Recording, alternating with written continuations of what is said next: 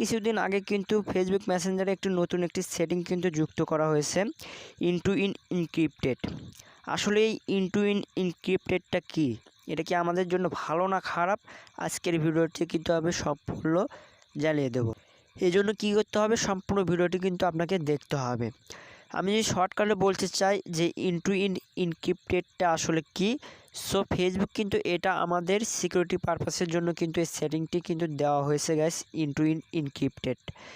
ধরুন আমি এবং আমার এই ফ্রেন্ডস, আমরা দুজন যখন কথা বলবো, মেসেঞ্জারে চ্যাট করব বা কথা বলবো, সেই মেসেজগুলো আমি এবং আমার এই ফ্রেন্ড ছাড়া তৃতীয় কেউ দেখতে পারবে না এবং জানতে পারবে না।